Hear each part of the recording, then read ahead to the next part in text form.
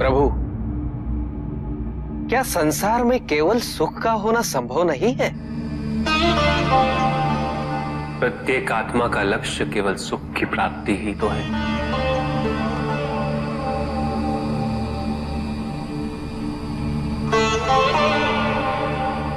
परमानंद की प्राप्ति।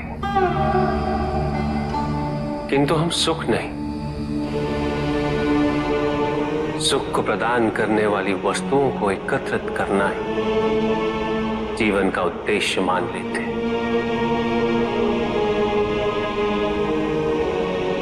ये समस्त संसार माया है, सब कुछ नश्वर है।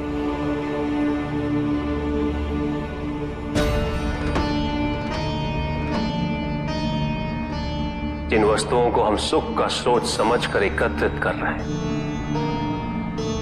वो सदैव नहीं रहेंगे। जो व्यक्ति सत्य को जानते हुए भी लोभ का परित्याग नहीं करते, वो सदैव इन्हें खोने के भय में जीते।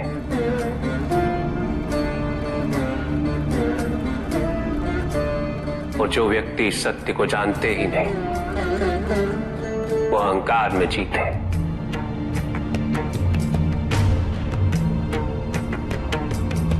और जहां अहंकार और भय उपस्थित हो, वहां सुख कैसे रह सकता?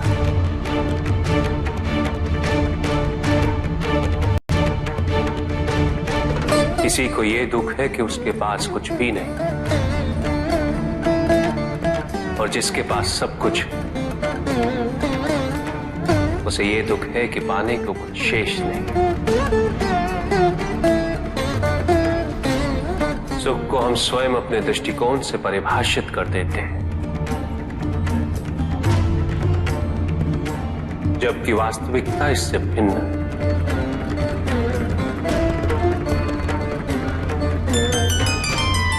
इसलिए आवश्यकता है अनासक्त रहने की। किंतु प्रभु, क्या आसक्ति स्वाभाविक नहीं है? और दुख का मूल कारण भी तो यही है ऋषि भृगु। आसक्ति हमारे मन की शांति को छीन लेती,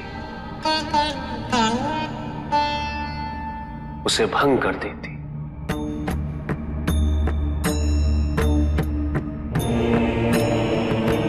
हमारी बुद्धि को स्थिर नहीं रहने देती, उसे चंचल बना देती।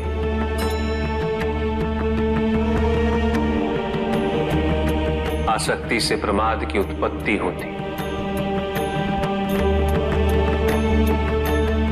प्रमाद मद होता है, और मद अहंकार का स्रोत है। और अहंकार पूर्णतः शुभता में परिवर्तित हो जाता है, अर्थात आसक्ति अशुभता की जननी। इसलिए अनावश्यक है। तो प्रभु, आसक्ति को अनासक्ति में कैसे परिवर्तित किया जा सकता है? और हम आसक्ति से कैसे उबर सकते हैं प्रभु? आसक्ति से मुक्त होना ही अनासक्ति है। आसक्तिहीन होने के लिए अपने और पराये का भेद मिटाना अनिवार्य है।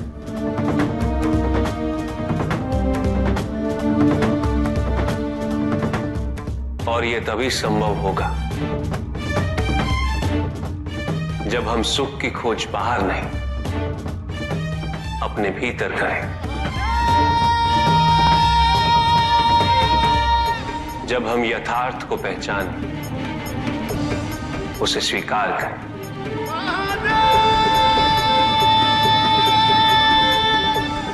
हम अपने सुख को सांसारिक तत्वों से परिभाषित नहीं करें। जब तक हम ऐसा करते रहेंगे, हम बंधते जाएंगे। जब हम स्वयं अपने भीतर झांकना आरंभ करेंगे, हमारी मुक्ति का मार्ग स्वतः प्रशस्त होता जाएगा। महादेव, आपने हमें दुख का कारण तो बता दिया, किंतु हम भय के बारे में भी जानना चाहते हैं।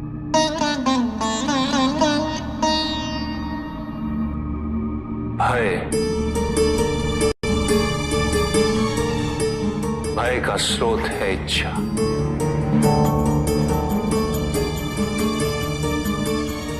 पाने की इच्छा होगी तो उसे खोने का भय भी होगा।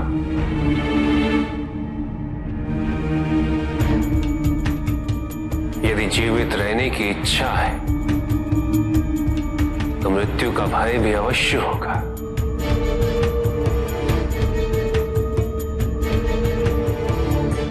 किंतु केवल मनुष्य ही नहीं,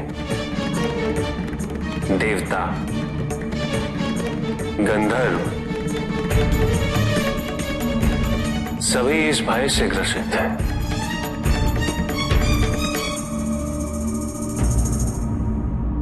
क्योंकि इच्छाओं से मुक्त कोई भी नहीं।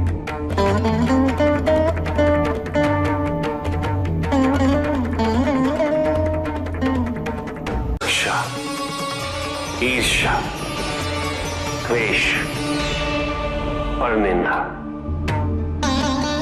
और षड्यंत्र जैसे पाप भय से ही उत्पन्न होते हैं। और प्रत्येक पाप का प्रायश्चित केवल दुख और कष्ट उठाने से ही संभव होता है।